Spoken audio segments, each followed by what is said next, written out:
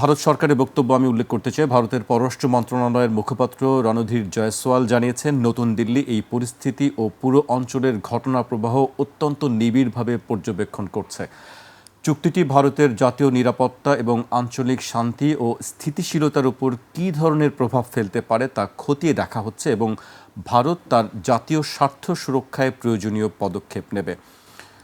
India today তারা একটি বিশ্লেষণ করেছে, সেই প্রতিবেদনে কিছু অংশ আমি উল্লেখ করছি। বাংলাদেশ যদি কোনো বহুপাক্ষিক সামরিক বা প্রতিরক্ষা জোটে যুক্ত হয় যেখানে পাকিস্তান অন্যতম প্রতিষ্ঠাতা সদস্য, তবে ভারতের পূর্ব সীমান্তে এক নতুন কৌশলগত ঝুঁকি তৈরি হবে। আরও অনেক খবর তাদের সংবাদ মাধ্যমগুলো দিচ্ছে। আমি সাকিবের কাছে আসতে চাই, আপনি আসলে বিষয়টিকে কিভাবে দেখছেন? প্রথম কথা হচ্ছে যে এটা অত্যন্ত গুরুত্বপূর্ণ একটি বিষয়, কারণ দক্ষিণ এশিয়ায় ভারতের সাথে আমাদের যেহেতু বিরোধিতা আছে এবং বাংলাদেশ কোনো একটা বহুপাক্ষিক প্রতিরক্ষা জোটে কখনো মেম্বার হয় নাই, এই প্রথমবারের মতো যদি সে কোনো একটা সদস্য হয় সেখানে বাংলাদেশের অনেক দায়বদ্ধতা বেড়ে যাবে এবং এটা বাংলাদেশের জন্য সুযোগ সৃষ্টি করবে না হুমকি সৃষ্টি করবে না ঝুঁকির সৃষ্টি করবে সেটা আমাদের ভেবে দেখার বিষয় আছে। সুতরাং আমি মনে করি এটা অত্যন্ত গুরুত্বপূর্ণ বিষয়। প্রথম কথা হচ্ছে যে আমাদেরকে এই প্রেক্ষাপটটা আগে বুঝতে হবে যে এটা আগে একবার সৌদি আরবের সাথে একবার বাংলাদেশ শেখ হাসিনার সময় একটা অ্যান্টি হুথি আপনার কোয়ালিশনের মেম্বার ছিল, কিন্তু সেই সময় বাংলাদেশের সেনাবাহিনীকে খুব একটা কোনো কাজ করতে হয় নাই বা যুদ্ধ করতে হয় নাই হুথিদের বিরুদ্ধে। সেখানে পাকিস্তানও ছিল, সৌদি আরবের সাথে অন্যান্য দেশও ছিল, ইজিপ্ট সবাই ছিল, অনেকে ছিল। এরপরে এইবার যেটা হলো যে ইরানের সাথে যখন যুক্তরাষ্ট্রের যুদ্ধ হইল তখন ইরান যুক্তরাষ্ট্রের, আচ্ছা এখানে একটু বলা দরকার, একটু লেট মি গো ব্যাক। সেটা হচ্ছে যে সৌদি যে রাজ পরিবার তারা কিন্তু তাদের নিজস্ব নিরাপত্তার জন্য অত্যন্ত আপনার এটার ব্যাপারে সাবধানী। সেই জন্য তাদের সাথে পাকিস্তানি সেনাবাহিনীরও কিন্তু আছে, আপনার চুক্তি আছে, যেখানে পাকিস্তানি সেনাবাহিনী বোধহয় 8,000, এখন আমি যতদূর মনে পড়ে 8,000 বা 10,000, তারা already station in Saudi Arabia. এবং সাথে সাথে নগদ নিয়ে এলো হার না মানা হার অফার। সর্বনিম্ন 10,000 টাকা রেমিটেন্স নগদে পাঠালে থাকছে স্বর্ণের হার জেতার সুযোগ। মার্কিন বাহিনীর সাথেও কিন্তু সৌদিদের এই ধরনের একটা চুক্তি ছিল, যেখানে সৌদ পরিবারকে তারা নিরাপত্তা দিবে বলে বলা হইতো। এবং এর পরিবর্তে আপনার সৌদি আরবিয়া আপনার যুক্তরাষ্ট্রের সাথে একটা আর্থিক সম্পর্ক করেছে এবং পাকিস্তানের সাথেও আর্থিক সম্পর্ক করেছে। এখন আমি আসি যে এরপরে কিন্তু আপনি জানেন যে ইরানের সাথে সৌদি আরবের কিন্তু বিরাট আপনার বিরোধপূর্ণ সম্পর্ক ছিল, যেটা কয়েক বছর আগে চীনের মধ্যস্থতায় এটাকে করা হয়, একটা নিষ্পত্তি আনা হয়। কিন্তু তারপরেও তাদেরকে বন্ধু ভাবাপন্ন এটা কিন্তু ধরা যাবে না। তাদের মধ্যে এক ধরনের শীতল আপনার কোএক্সিস্টেন্স, শীতল সহাবস্থান বলতে পারি। এরপরে যেটা হলো, যখন ইরান যুদ্ধ শুরু হলো তখন যুক্তরাষ্ট্র যেই ঘাঁটিগুলো করেছিল, যেই ঘাঁটিগুলোর রেখে যুক্তরাষ্ট্র এই গালফ কান্ট্রিজকে, সৌদি আরবিয়া এবং আর অন্যান্য যে 5টা দেশ, সেই 5টা দেশকে সে বলছিল যে আমরাই তোমাদেরকে প্রতিরক্ষা দিব, আমরাই তোমাদেরকে নিরাপদ রাখবো, ইরান তোমাদেরকে কিছু করতে পারবে না।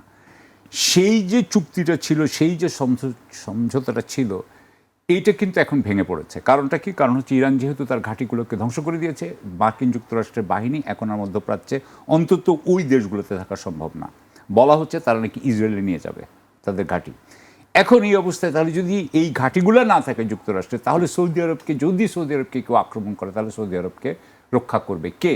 সেই প্রতিরক্ষার জন্য সে 2টা দেশকে বেছে নিয়েছে, পাকিস্তান এবং টার্কি। অর্থাৎ সৌদি আরবকে যদি কেউ আক্রমণ করে তাহলে পাকিস্তান এবং টার্কি তার আপনার প্রতিরক্ষায় আসবে বলে আমরা এটা ধরে নিতে পারি, কারণ এটাই সে করে থাকে। কারণ এর পরিবর্তে সৌদি আরব কী করবে? সৌদি আরব তাদেরকে টাকা পয়সা দিবে বলে আমরা মনে করি। এখন আমরা কিন্তু এই ড্রাফটটা দেখি নাই, তার মানে ড্রাফটটাতে আমি যদি না দেখি, এটা যে মিউচুয়াল পারস্পরিক, এটা আমার মনে হয় না। কথার কথা বলি যে যদি পাকিস্তান আর ইন্ডিয়ার মধ্যে যদি যুদ্ধ হয়, তাহলে কি আপনার সৌদি আরব এসে আপনার পাকিস্তানের পক্ষে যুদ্ধ করবে ইন্ডিয়ার এগেনস্টে? আমি জানি না। টার্কি এসে কি, তুরস্ক এসে কি তখন পাকিস্তানের পক্ষে? আপনি যেটি বলছেন যে ড্রাফট আমরা দেখিনি, কিন্তু এরই মধ্যে আন্তর্জাতিক গণমাধ্যমগুলো বলছে যে যে চুক্তির মধ্যে আছে যে একটি দেশ আক্রান্ত হলে বাকিরা সেই আমার কাছে এটা ফিজিবল মনে হয় না। আমার কাছে এটা বলছে, যেহেতু আমি দেখিনি, আমার কাছে এটা ফিজিবল মনে হয় না। হ্যাঁ, ফুয়াদ সহ আলোচক আছে আমাদের ভাই, ফুয়াদ আরও ভালোভাবে বলতে পারবেন, কিন্তু আমার কাছে মনে হয়েছে যে এটা একপক্ষীয় হবে, অর্থাৎ সৌদি আরবকে আক্রান্ত করলে অবশ্যই পাকিস্তানে যাবে এবং টার্কি যাবে, কিন্তু পাকিস্তানকে যদি অ্যাটাক করে, ধরেন ইন্ডিয়ার সাথে যেমন অপারেশন সিন্দুর হলো, এরকম যদি কিছু হয়, তখন ওরা এসে যাবে, আপনার সৌদি F-15 ফাইটার প্লেন এসে যাবে এগেনস্ট ইন্ডিয়া। এবং এখানে আরও একটা সমস্যা আছে, তুরস্ক সৌদি আরব কি তখন ইন্ডিয়ার বিরুদ্ধে যুদ্ধ করবে কিনা। এবং এখানে আরও একটা ব্যাপার আছে, কিন্তু মনে রাখবেন যে সৌদি আরব এবং টার্কির কিন্তু যে যুদ্ধাস্ত্রগুলো আছে সেগুলো কিন্তু আমেরিকান।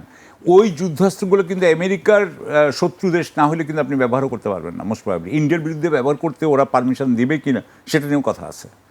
সো আমি সেই জন্য বলছি যে আপনি যেটা দিয়ে শুরু হয়েছিল যে ভারত আমাদের বাংলাদেশের ব্যাপারে চিন্তা করে, বাংলাদেশ যদি সত্যি সত্যি জোট নিরপেক্ষ একটা মানে জোটবদ্ধ একটা দেশ হইতো, যদি এটা সত্যি সত্যি এমন হইতো যে বাংলাদেশের উপরে বাংলাদেশ যদি ভারত দ্বারা আক্রান্ত হয়, তাহলে তুরস্ক এবং পাকিস্তান, কথার কথা বলছি, বা পাকিস্তান সে বাংলাদেশের হয়ে বিরুদ্ধে যুদ্ধ করবে, ইন্ডিয়ার বিরুদ্ধে যুদ্ধ করবে, তাহলে অবশ্যই জিনিসটা মানে ভারতের জন্য ভারত মনে করতে পারে যে তার ঝুঁকি বেড়ে যাচ্ছে, এটা মনে করতে পারে সে।